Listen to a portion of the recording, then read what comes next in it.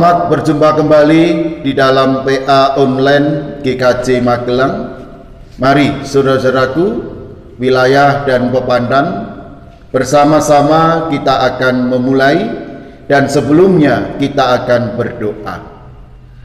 Kami bersyukur kepadamu Tuhan karena Engkau telah membimbing kami di puncak leksionari pada saat ini.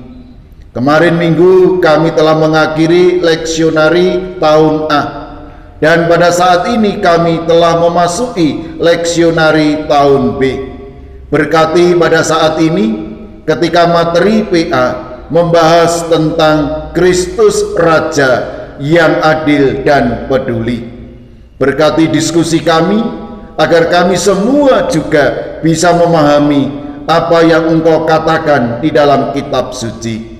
Di dalam kasih-Mu Kristus Tuhan kami berdoa. Amin. Bapak Ibu yang terkasih di dalam Kristus, tanggal 22 November kemarin adalah hari Minggu Kristus Raja, atau bisa disebut sebagai akhir tahun leksionari atau puncak dari leksionari.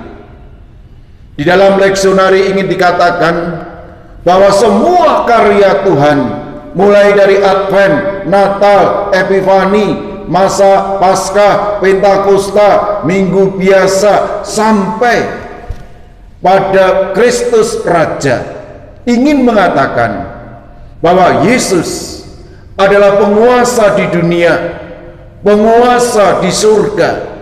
Dia memiliki kekuasaan yang melebihi apapun. Bahkan bacaan kita Matius 25, 31-45, di situ ada cerita tentang penghakiman terakhir yang ingin menggambarkan bagaimana kelak Kristus akan menghakimi kita, bertindak sebagai raja yang menjadi hakim yang adil bagi semua orang. Mari bersama-sama kita akan diskusi, dan sebelumnya kita akan memahami apa makna teks tersebut. Saudaraku, di dalam Matius 25 ayat 31-45, di sana ada gambaran bagaimana penghakiman itu berlangsung. Dan orang yang seperti apakah yang akan dibenarkan Tuhan?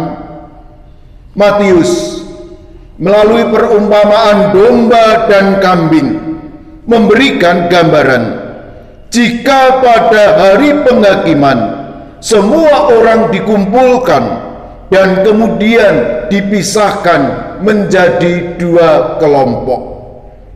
Kelompok yang pertama disebut sebagai domba, ditempatkan di sebelah kanan. Kelompok ini disebut sebagai kelompok yang diberkati. Mereka dianugerahi kerajaan. Dan mengapa mereka disebut demikian? Karena di dalam ayat 35 dan 38, karena mereka melakukan kehendak Tuhan.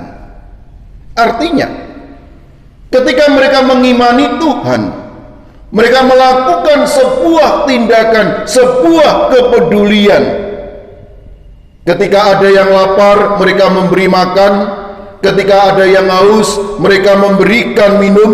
Ketika ada orang asing, memberikan tumpangan. Ketika telanjang, memberikan pakaian. Ketika sakit, melawat mereka. Ketika di penjara, mereka pun mengunjungi. Kelompok yang kedua disebut sebagai kambing, ditempatkan di sebelah kiri, disebut sebagai orang yang terkutuk dan dienyahkan oleh nyala api. Apa yang membuat mereka dienyahkan ke dalam api? Karena mereka tidak taat, mereka tidak peduli, bahkan mereka egois. Pertanyaan kita adalah, Ternyata pemisahan itu terkait dengan perbuatan baik yang mereka lakukan selama ini, yaitu kepedulian terhadap sesama. Apakah ini berarti keselamatan kita ini tergantung dari perbuatan baik? Untuk menjawab itu, mari kita melihat bagaimana fakta di dalam bacaan itu. Mereka yang ada di sebelah kanan ternyata tidak ingat dan tidak pernah menyadari melakukan perbuatan baik. Ketika Yesus berkata kepada mereka, mereka ditempatkan di sebelah kanan, jika mereka telah memberikan makan ketika Tuhan kelaparan dan telah memberinya pakaian ketika Tuhan telanjang, ternyata mereka terkejut. Itulah sebabnya ayat 37, 39 mereka berkata, kapan kami melakukan semua itu? Kami tidak ingat. Kapan kami mengunjungi engkau di penjara? Kapan? Kami juga tidak ingat kapan kami memberimu tumpangan, dan seterusnya. Saudaraku, mengapa mereka tidak ingat pernah melakukan itu? Karena perbuatan baik itu mengalir secara alamiah. Perbuatan baik sudah menjadi bagian tak terpisahkan dari kehidupan mereka selama ini. Ketika mereka menjumpai orang yang butuh pertolongan, secara alamiah mereka tergerak untuk menolong. Mereka tidak memikirkan tujuan apa mereka menolong. Yang penting ada orang butuh pertolongan, mereka menolong.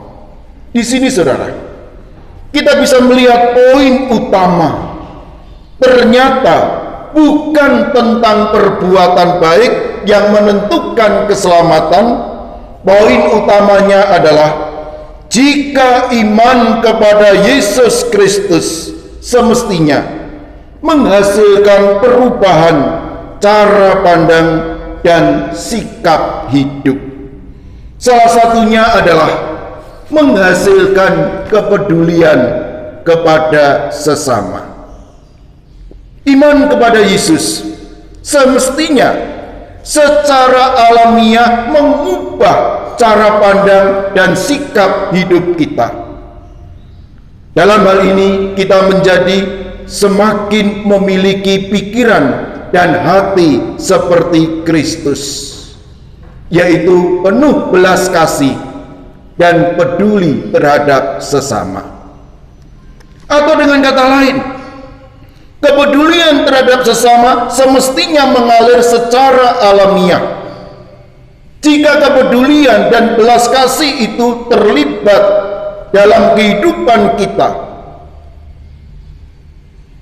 kita semakin dipertanyakan, mengapa kita memperlihatkan perbuatan baik? Seharusnya iman kepada Yesus mengubah kita untuk bersikap peduli dan berbelas kasih.